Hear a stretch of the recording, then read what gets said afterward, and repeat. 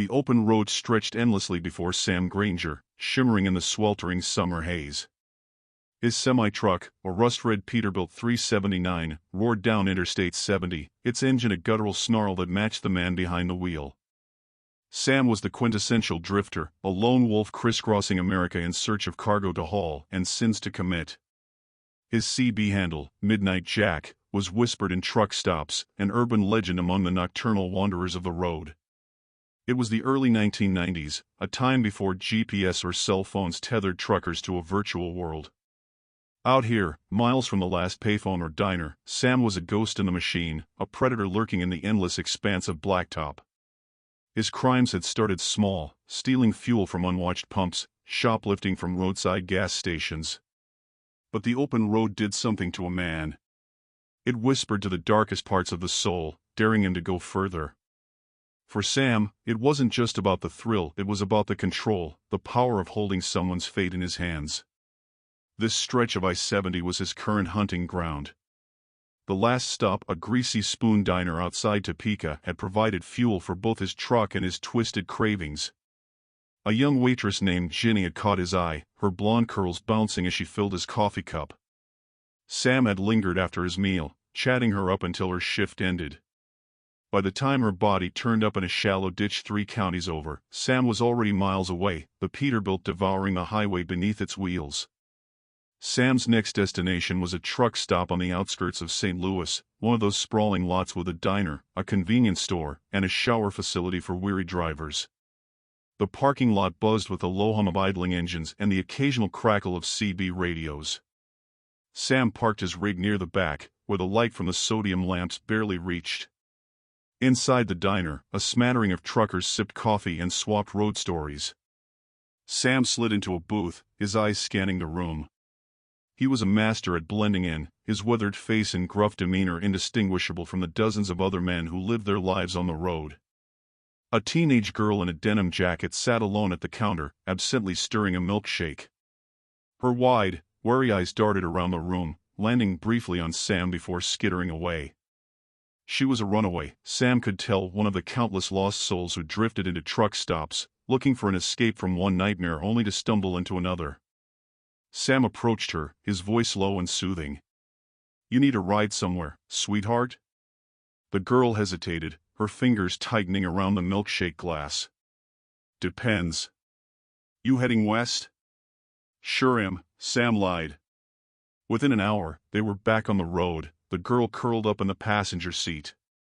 She said her name was Amy, that she was heading to Denver to stay with her aunt. Sam didn't press for details. He didn't care. Somewhere outside Kansas City, Sam pulled the truck onto a desolate side road, the headlights carving twin beams into the darkness. Amy stirred awake, confusion clouding her eyes. "Why are we stopping?" she asked, her voice trembling. "Gotta check the engine," Sam said, forcing a smile. He stepped out, circling around to the passenger side. The moon was a thin sliver in the sky, offering little light as he yanked open the door. Amy's scream was muffled by the Kansas wind, swallowed by the vast emptiness of the plains. Sam's crimes went unnoticed for years, his victims scattered across state lines, their stories fragmented and forgotten.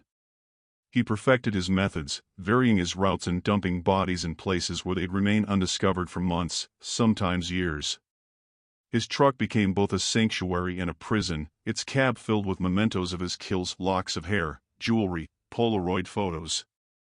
In Amarillo, Texas, Sam picked up a hitchhiker named Pete, a wiry drifter with a battered duffel bag slung over his shoulder. Pete was talkative, regaling Sam with tales of his exploits, most of which sounded like outright lies. Sam didn't mind, he enjoyed the distraction. But something about Pete felt off. He was too alert, his eyes darting to the glove compartment and the knife tucked beneath Sam's seat. "You ever hear about that trucker killer?" Pete asked suddenly, his voice casual. Sam's grip on the wheel tightened. "Can't say I have." "They call him Midnight Jack," Pete continued. "They say he's been out here for years, picking off hitchhikers and runaways. FBI's got a task force and everything." Sam forced a chuckle. "Sounds like a load of crap to me. Just another boogeyman story." Pete smiled, but it didn't reach his eyes. Maybe. Sam dropped Pete off outside Albuquerque, but he couldn't shake the feeling that the drifter had seen through him. For the first time in years, paranoia gnawed at him. He began to see threats in every passing car, every cop cruiser parked on the shoulder. The paranoia only fueled Sam's thirst for violence. Outside Flagstaff, Arizona, he targeted a family stranded on the side of the road with a flat tire. The father, a weary-looking man in his 40s, waved him down. "Can you help us out? My spare's no good, and we've been here for hours." Sam smiled, the kind that didn't reach his eyes. "Sure thing." He parked the truck and retrieved a tire iron from the cab. What happened next was over in minutes, the desert silence broken only by screams and the sickening crunch of bone. He buried the bodies in a shallow grave and drove on, the desert swallowing his tracks. By the mid-1990s, technology began to catch up with Sam's nomadic lifestyle. More and more truck stops installed security cameras, and law enforcement agencies started sharing data across state lines. Sam adapted, avoiding the larger truck stops and sticking to smaller, off-the-grid diners and gas stations. But the road had changed, and so had Sam. The once thrilling game of cat and mouse had lost its luster. He began to question why he continued, what he was searching for out here in the vast emptiness. One night, on a desolate stretch of Route 66, Sam pulled the truck over and climbed out. The stars overhead were a brilliant tapestry, indifferent to the horrors that had unfolded beneath them. He opened the glove compartment and pulled out a Polaroid of Ginny, the waitress from Topeka.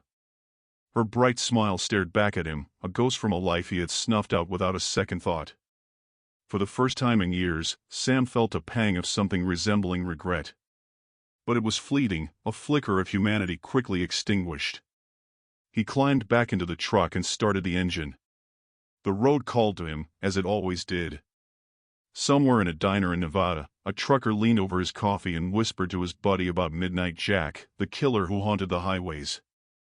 "He's still out there, you know," the trucker said, his voice low. "They never caught him. Some say he's just a ghost now, driving that old Peterbilt forever, looking for his next victim."